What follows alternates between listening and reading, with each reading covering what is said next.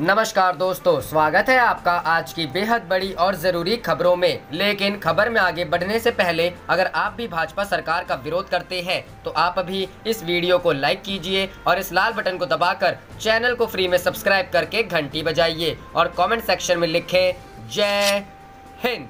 रुख करते हैं पहली खबर की तरफ। राजस्थान के सियासी रण पर राहुल का संदेश, पायलट के लिए खुले हैं कांग्रेस के दरवाजे। जी हां दोस्तों, राजस्थान में मचे सियासी बवाल के बीच अब राहुल गांधी ने सचिन पायलट के लिए संदेश भेजा है। राहुल की ओर से संदेश दिया गया है कि सचिन पायलट पार्टी के सदस्य हैं और पार्टी के दरवाजे उनके लिए हमेशा खुले हैं। साथ ही सीएम अशोक गहलोत को सार्वजनिक बयान नहीं देने के लिए भी कहा गया है। सूत्रों के मुताबिक पार्टी आलाकमान भी सचिन पायलट पर निजी हमले से मुख्यमंत्री अशोक गहलोत से नाराज है। आज तक ने पहले ही सूचना दी थी कि पार्टी नेतृत्व ने सचिन पायलट को भेजे गए नोटिस के लिए अशोक गहलोत की खिंचाई की थी। बता दें कि गहलोत ने सीधे सचिन पायलट पर विधायकों की खरीद फरोख्त पर सरकार गिराने का आरोप लगाया है। गहलोत ने यहां तक कह दिया कि उनके पास इसके सबूत हैं। ऐसा इसलिए क्योंकि अब तक सचिन पायलट की तरफ से ये कहा जा रहा है कि उन्होंने 5 साल मेहनत की थी और सीएम पद पर कब्जा अशोक गहलोत जमा लिया। राहुल गांधी के संदेश के बाद साफ हो गया है कि अभी सचिन पायलट के लिए कांग्रेस के दरवाजे बंद नहीं है। कांग्रेस में अभी सुलह समझौते की गुंजाइश बची हुई है।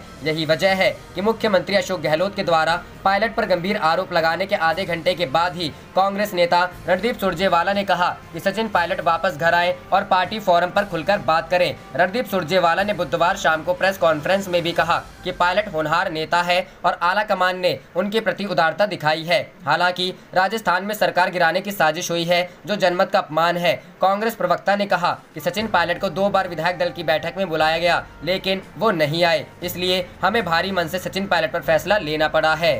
रुख करते हैं अगली खबर की तरफ। हरियाणा में बीजेपी की मेहमान नवाजी छोड़े सचिन पायलट, वापस घर आए और खुलकर बात करें कांग्रेस। जी हां दोस्तों, राजस्थान कांग्रेस संकट पर कांग्रेस प्रवक्ता रणदीप सुरजेवाला ने बुधवार को प्रेस कॉन्फ्रेंस कर कहा कि बीजेपी ने राजस्थान में हथियार डाल दिए हैं। उन्होंने कहा कि बीजेपी की साजिश नाकाम रही है। उन्होंने यह भी कहा कि कांग्रेस ने सचिन पायलट और उनके साथियों से कहा था कि पार्टी फोरम में अपनी बात रख सकते हैं। ऐसे में पायलट वापस घर आए और खुलकर बात करें। सुरजेवाला ने पीसी में कहा, बीजेपी का षड्यंत्र औंधे मुंह गिर गया है। बीजेपी अपनी साजिश में नाकाम रही। प्रथम दृष्टि से यह साफ है कि बीजेपी ने अपने हथियार डाल दिया है। सुरजेवाला ने पूरे मामले में सचिन पायलट के रुख का जिक्र करते हुए कहा कि पार्टी ने सचिन और उनके साथियों से कहा कि पार्टी फोरम में अपनी बात रख सकते हैं। उन्होंने कहा, हमने उनसे बार बार वापस आने को कहा। हमने कहा कि कांग्रेस का शीर्ष नेतृत्व उनकी बात सुनने के लिए खुले दिल से तैयार है। हमने उनसे कहा कि बैठक में आइए और अपनी बात रखिए, बहुमत साबित कीजिए और अपना अधिकार लीजिए।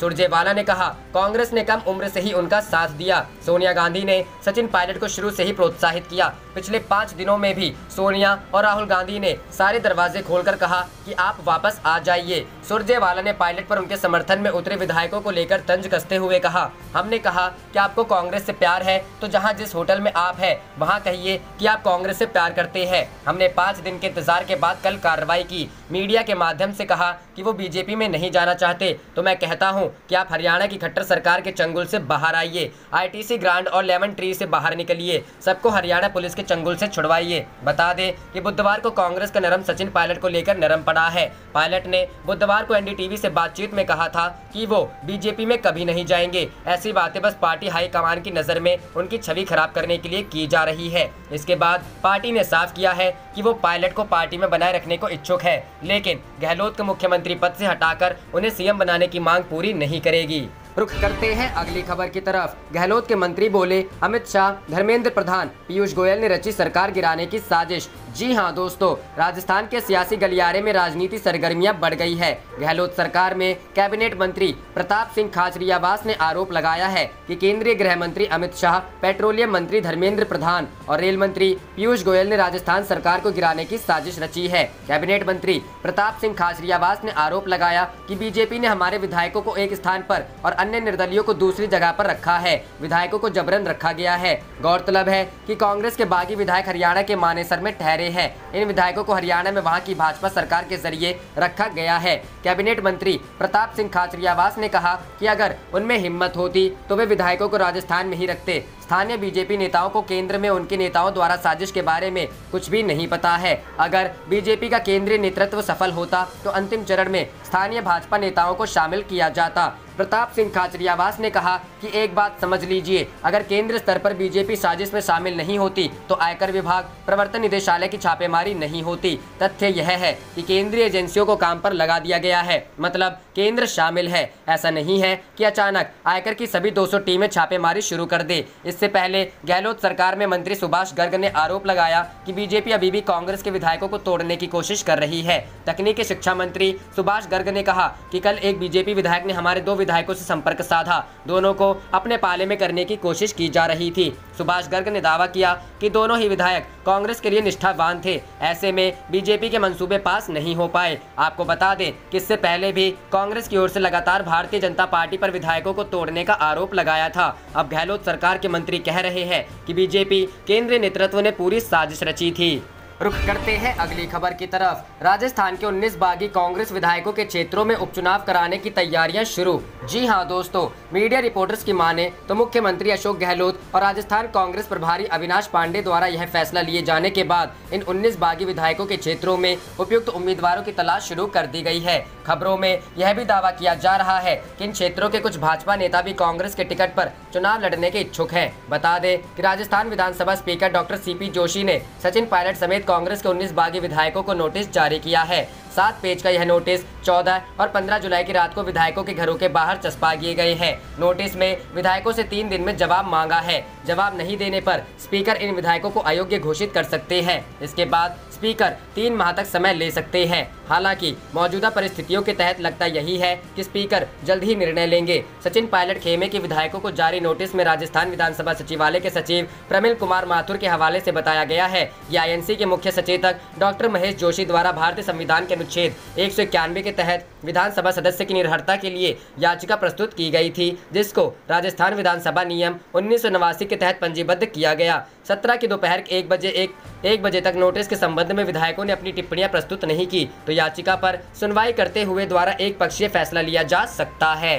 रुख करते हैं अगली खबर की तरफ। जियो और गूगल मिलकर बना रहे हैं mobile OS, entry level 4G 5G smartphone में मिलेगा। जी हां दोस्तों, रिलायंस जियो ने ऐलान किया है कि कंपनी गूगल के साथ पार्टनरशिप कर रही है। इस पार्टनरशिप के तहत एक ऑपरेटिंग सिस्टम तैयार किया जाएगा जो एंट्री लेवल 4G और 5G स्मार्टफोन्स के लिए होगा। रिलायंस इंडस्ट्रीज लिमिटेड की 43वीं एनुअल जनरल मीटिंग के दौरान कंपनी के चेयरमैन मुकेश अंबानी ने कहा है, गूगल और जियो 4G और 5G based value engineered entry level smartphones के लिए एक ऑपरेटिंग सिस्टम तैयार करेंगे। ये पार्टनरशिप भारत को 2G मुक्त बनाने के लिए है, क्योंकि भारत में अब भी 2G इस्तेमाल किया जाता है और कंपनी का टारगेट 2G यूजर्स है। आने वाले सालों में कंपनी 2G यूजर्स को सस्ते 4G और 5G स्मार्टफोन के जरिए लुभाने की कोशिश करेगी, जैसे कंपनी ने 4G के साथ किया था। जियो और गूगल द्वारा मिलकर तैयार किया जाने वाला ऑपरेटिंग सिस्टम एंड्रॉयड बेस्ड होगा। इसमें गूगल प्ले स्टोर का भी सपोर्ट दिया जाएगा, यानी प्ले स्टोर के ऐप्स डाउनलोड किए जा सकेंगे। मुकेश अंबानी ने कहा है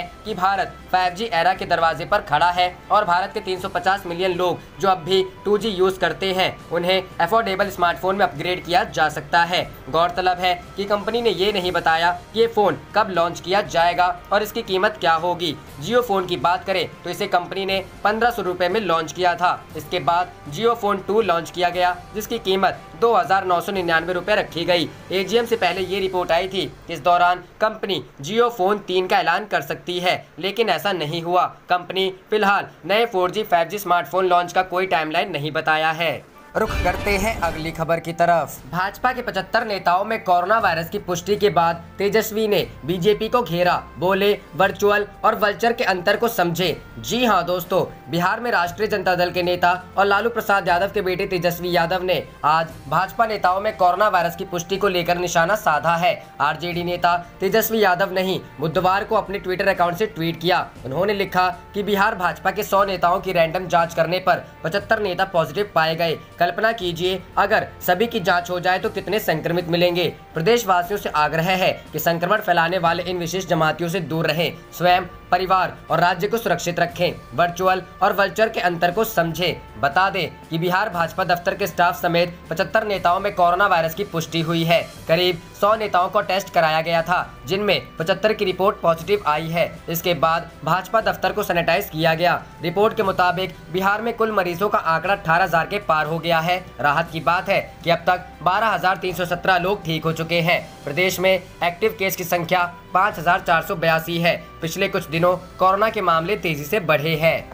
रुख करते हैं अगली खबर की तरफ। शिवानंद का नीतीश से सवाल, इलाज के लिए सरकारी अस्पतालों में क्यों नहीं जा रहे आपके मंत्री? जी हां दोस्तों, बिहार में स्वास्थ्य व्यवस्था को लेकर विपक्ष लगातार नीतीश सरकार पर निशाना साध रहा है। इसी कड़ी में अब राजद के वरिष्ठ नेता शिवानंद तिवारी ने नीतीश सरकार से तीखा सवाल पूछा है। उन्होंने कहा कि आपके मंत्री और अधिकारी कोरोना का इलाज करवाने सरकारी अस्पतालों में क्यों नहीं जा रहे। शिवानंद तिवारी ने कहा कि बिहार की स्वास्थ्य व्यवस्था पर प्रतिपक्ष ही सवाल नहीं उठा रहा है, बल्कि सरकार के मंत्री, विधायक और वरिष्ठ पदाधिकारी भी उसे अविश्वसनीय करार दे रहे हैं। उन्होंने कहा कि वह सरकार और राज्य के स्वास्थ्य मंत्री से जानना चाहते हैं कि यदि बिहार की स्वास्थ्य व्यवस्था इतनी ही मजबूत, कुशल और सक्षम है तो ताकतवर और सूखदार लोग सरकारी अस्पतालों में अपने कोरोना संक्रमण का इलाज कराने के लिए क्यों नहीं भर्ती हो रहे हैं। राजद नेता ने कहा कि नालंदा चिकित्सा महाविद्यालय अस्पताल तो कोरोना संक्रमण के इलाज के लिए सरकार द्वारा नामित है। सरकार के मंत्री या पदाधिकारी वहां क्यों नहीं जा रहे? अभी तक कोई भी मंत्री या वरिष्ठ पदाधिकारी नालंदा अस्पताल, पीएमसीएच और आईजीएमएस में दाखिल नहीं हुआ है। रुख करते हैं अगली खबर की तरफ। सचिन पायलट बोले, मैं अब भी कांग्रेसी, बीजेपी में नहीं जाऊंगा। जी हां दोस्तों, राजस्थान की कांग्रेस सरकार से डिप्टी सीएम और पार्टी अध्यक्ष पद से हटाए गए सचिन पायलट ने एक बार साफ किया कि वह भारतीय जनता पार्टी ज्वाइन नहीं करेंगे। मंगलवार को राज्य में घटे प्रत्याशित घटनाक्रम के बाद कयास लगाए जा रहे थे कि पायलट बीजेपी में शामिल हो सकते हैं। हालांकि उनके इस बयान के बाद अटकलों पर विराम लगने के आसार है। पायलट ने CNN न्यूज़ 18 से कहा कि भाजपा में शामिल होने के बारे में एक गलत एजेंडा फैलाया जा रहा है। मैंने भाजपा से लड़ाई लड़ी है और हराया है, तो मैं बीजेपी ज्वाइन क्यों करूंगा? पायलट ने इंटरव्यू में मुख्यमंत्री अशोक गहलोत पर आरोप लगाया है कि वह चुनाव के दौरान जनता से किए गए वादे नहीं निभा रहे थे। इंटरव्यू में पायलट ने कहा कि हमने चुनाव के दौरान अवैध खदानों को लीज पर दिए जाने के खिलाफ कैंपेन चलाया था। हमने वसुंधरा सरकार पर दबाव बनाया कि वह खदानों की दी गई लीज को रद्द करे। सत्ता में आने के बाद गहलोत जी ने कुछ नहीं किया, अलबत्ता वह उसी रास्ते पर चलते रहे। मैं ना तो उनसे नाराज हूँ और ना ही कोई ताकत या सुविधा मांग रहा हूँ। रुख करते हैं अगली खबर की तरफ। शशि थरूर ने सचिन पायलट की कांग्रेस से विदाई पर जताया दुख, ट्वीट कर कही ये बात। जी हां दोस्तों, कांग्रेस ने बगावत करने वाले सचिन पायलट को राजस्थान प्रदेश कांग्रेस के अध्यक्ष और डिप्टी सीएम पद से हटा दिया है। मुख्यमंत्री अशोक गहलोत से राजनीतिक लड़ाई में कांग्रेस ने सचिन पायलट से वो सब छीन लिया जो पिछले 6-7 वर्षों में कड़ी मेहनत के दम पर उन्होंने हासिल किया था। हालांकि कांग्रेस ने अभी तक सचिन पायलट को पार्टी से नहीं निकाला है, न ही सचिन पायलट ने अभी तक पार्टी छोड़ने की बात की है। सचिन पायलट पर कांग्रेस ने जो कार्रवाई की है उससे पार्टी के कई नेताओं ने असंतोष जाहिर किया है। इसी क्रम में कांग्रेस सांसद शशि थरूर ने सचिन पायलट को लेकर दुख जताया है। उन्होंने अपने एक ट्वीट में कहा, मैं सचिन पायलट के कांग्रेस पार्टी छोड़ने से दुखी हूं। मैं उन्हें अपना एक बेहतर और प्रतिभाशाली नेता मानता हूं। पार्टी से अपनी राह जुदा करने से बेहतर होता कि वो पार्टी को बेहतर और मजबूत बनाने की दिशा में काम करते। इससे उनके, हमारे सबके सपने पूरे होते। कांग्रेस नेता जितिन प्रसाद ने सचिन पायलट का समर्थन करते हुए कहा, उन्होंने इतने सालों तक समर्पण भाव से काम किया है। उम्मीद करता हूं कि हालात संभाले जा सकते हैं। दुखद है कि बात यहां तक पहुंची। पूर्व सांसद प्रिया दत्त ने कहा, यह दुर्भाग्यपूर्ण है कि पार्टी ने संभावनाओं से भरे 2 बड़े युवा नेताओं ज्योतिरादित्य सिंधिया और पायलट को खो दिया। दत्त ने कहा कि वह नहीं मानती है कि महत्वाकांक्षी होना गलत बात है। मुंबई की पूर्व सांसद ने ट्वीट किया, एक और दोस्त ने पार्टी छोड़ दी। सचिन और ज्योतिरादित्य दोनों सहकर्मी थे और अच्छे दोस्त हैं। दुर्भाग्य से हमारी पार्टी ने संभावनाओं से भरे 2 बड़े युवा नेताओं को खो दिया। मैं नहीं मानती कि महत्वाकांक्षी होना गलत बात है। उन्होंने मुश्किल समय में बहुत मेहनत से काम किया था। रुख करते हैं अगली खबर की तरफ। कमलनाथ ही होंगे नेता प्रतिपक्ष। कांग्रेस आज विधानसभा सचिवालय को भेजेगी चिट्ठी। जी हां दोस्तों, विपक्ष के नेता को लेकर कांग्रेस में मचा सियासी घमासान अब थम जाएगा। पार्टी ने तय कर लिया है कि विधानसभा में कमलनाथ ही नेता प्रतिपक्ष होंगे। कांग्रेस नेता प्रतिपक्ष के नाम की चिट्ठी 15 जुलाई को विधानसभा सचिवालय को भेजेगी। प्रदेश कांग्रेस कमेटी के संगठन मंत्री चंद्र प्रभाष शेखर ने जानकारी दी कि बुधवार को विधानसभा को चिट्ठी लिखकर विपक्ष के नेता के नाम की जानकारी दी जाएगी। फिलहाल कमलनाथ ही सदन में विपक्ष के नेता होंगे, यह पहले से ही तय था। कांग्रेस पार्टी में नेता प्रतिपक्ष बनने के लिए खींचतान मची हुई थी। सबसे पहले नेता प्रतिपक्ष के नाम को लेकर ग्वालियर चंबल के बड़े नेता डॉक्टर गोविंद सिंह का नाम सामने आया था, लेकिन उनके नाम पर पार्टी के अंदर सहमति न बन पाने के कारण किसी भी तरह के असंतोष को थामने के लिए पार्टी ने सदन में कमलनाथ के चेहरे के सहारे ही जाने की तैयारी की है। पार्टी ने विधानसभा की सबसे मजबूत कार्य मंत्रणा समिति के लिए भी नाम भेजे हैं। इसमें Kamal Nath, doctor Govind Singh, NP Prajapati, KP Singh, Kantilal Bhuria, Sajjan Singh Verma का नाम शामिल है। हालांकि कांग्रेस ने अभी तक विधानसभा को विशेष अधिकार समिति और दूसरी अन्य महत्वपूर्ण समितियों के लिए किसी सदस्य का नाम नहीं दिया है। विधानसभा में कार्य मंत्रणा समिति ही सदन की कार्रवाई तय करती है। रुख करते हैं अगली खबर की तरफ। उद्धव ठाकरे ने कहा इस बार सादगी से मनाए बकरीद, कुर्बानी की रस्म ऑनलाइन करने की अपील। जी हां दोस्तों, महाराष्ट्र के मुख्यमंत्री उद्धव ठाकरे ने मंगलवार को कहा कि कोरोना वायरस महामारी को देखते हुए इस बार बकरीद सादगी के साथ मनाई जानी चाहिए। उन्होंने कहा कि संक्रमण के मामले तेजी से बढ़ते जा रहे हैं। ऐसे में अगर संभव हो तो ईद उल अजहा प्रतीकात्मक ढंग से मनाई जाए। इस साल बकरीद 1 अगस्त को है। सीएम ठाकरे ने एक वीडियो कॉन्फ्रेंस में बकरीद को सादगी से मनाने की अपील की। इसमें उप मुख्यमंत्री अजित पवार, गृह मंत्री अनिल देशमुख, अल्पसंख्यक मामलों के मंत्री नवाब मलिक और जनप्रतिनिधि शामिल हुए। वहीं राज्य के गृह मंत्री अनिल देशमुख ने सलाह दी कि लॉकडाउन और कंटेनमेंट जोन में लागू बैन पर विचार करते हुए अगर संभव हो तो कुर्बानी की रस्म ऑनलाइन की जानी चाहिए। मीटिंग में उद्धव ठाकरे ने कहा, कोविड-19 मामले हर दिन बढ़ रहे हैं, हमें इसे रोकने के लिए सभी प्रयास कर रहे हैं। पिछले 4 महीनों में सभी धर्मों के त्योहार कम महत्वपूर्ण तरीकों से मनाए गए। इस तरह सभी नियमों का पालन करते हुए बकरीद को सादगी तरीके से मनाया जाना चाहिए। अगर हो सके तो इस बार इसे प्रतीकात्मक तौर पर ही मनाएं ताकि सोशल डिस्टेंसिंग का पालन हो सके। रुख करते हैं अगली खबर की तरफ। कोरोना वायरस, पूर्व आरबीआई गवर्नर रघुराम राजन ने बैंकों के लिए कही ये डराने वाली बात। जी हां दोस्तों, भारतीय रिजर्व बैंक के पूर्व गवर्नर रघुराम राजन ने कहा है कि अगले 6 महीने में बैंकों के फंसे कर्ज यानी एनपीए में उल्लेखनीय बढ़ोतरी हो सकती है। उन्होंने यह भी कहा कि समस्या को जितनी जल्दी पहचान लिया जाए उतना अच्छा होगा। कोविड-19 उसकी रोकथाम के लिए लॉकडाउन से कंपनियों पर प्रतिकूल प्रभाव पड़ा है। उनमें से कई कर्ज की किस्त लौटाने में कठिनाइयों का सामना कर रही है। राजन ने national council of applied economic research द्वारा आयोजित इंडिया पॉलिसी फोरम 2020 के एक सत्र में कहा कि अगर हम वाकई में एनपीए के वास्तविक स्तर को पहचाने तो अगले 6 महीने में गैर निष्पादित परिसंपत्ति का स्तर काफी अप्रत्याशित होने जा रहा है। हम समस्या में हैं, जितनी जल्दी इसे स्वीकार करेंगे उतना बेहतर होगा, क्योंकि हमें वाकई में इस समस्या से निपटने की जरूरत है। मंगलवार को प्रकाशित प्रधानमंत्री नरेंद्र मोदी की अगुवाई में आर्थिक सुधारों पर एक लेख का जिक्र करते हुए उन्होंने कहा कि इसमें जनधन खातों की सफलता की बात कही गई है, लेकिन कुछ अर्थशास्त्रियों की राय इससे अलग है। राजन ने कहा कि हमें अभी भी लक्षित लोगों को लाभ अंतरण करने में कठिनाई हो रही है। लोग अभी भी सार्वभौमिकरण की बात कर रहे हैं, क्योंकि हम लक्ष्य नहीं कर सकते, जैसा कि ऑक्सफोर्ड यूनिवर्सिटी की विजय जोशी ने रेखांकित किया है। जनधन ने उस रूप से काम नहीं किया जैसा कि इसका प्रचार प्रसार किया गया। हालांकि उन्होंने कहा कि भारतीय अर्थव्यवस्था का एक सकारात्मक चीज कृषि क्षेत्र है जो वास्तव में अच्छा कर रहा है। राजन ने कहा कि निश्चित रूप से सरकार ने सुधारों को आगे बढ़ाया है। इन सुधारों की लंबे समय से बात हो रही थी, उसके सही तरीके से क्रियान्वयन होने से अर्थव्यवस्था के बड़े हिस्से को लाभ होगा। रुख करते हैं अगली खबर की तरफ। बीजेपी बताए कोरोना कौन फैला रहा और अब जमाती कौन है, तेजस्वी यादव। जी हां दोस्तों, कोरोना काल के बीच विधानसभा चुनाव के मद्देनजर बिहार में सियासी बयानबाजी जमकर हो रही है। इस बीच नेता प्रतिपक्ष तेजस्वी यादव ने एक बार बीजेपी पर हमला बोला है। तेजस्वी यादव ने कहा कि बिहार में कोरोना तेजी से फैल रहा है, कई अधिकारी संक्रमित हो गए हैं, सीएम और डिप्टी सीएम हाउस भी इससे अछूता नहीं रहा है। साथ ही बीजेपी के तो 75 नेता संक्रमित हो गए हैं, फिर भी जनता को छोड़ बीजेपी वर्चुअल रैली करती रही। आरजेडी नेता ने कहा कि बीजेपी बताए कि कोरोना कौन फैला रहा है और अब जमाती कौन है। कोरोना तो बीजेपी के नेता फैला रहे हैं, हमने पहले ही कहा था जान है तो जहां है, लेकिन ये लोग चुनाव की चिंता करते रहे।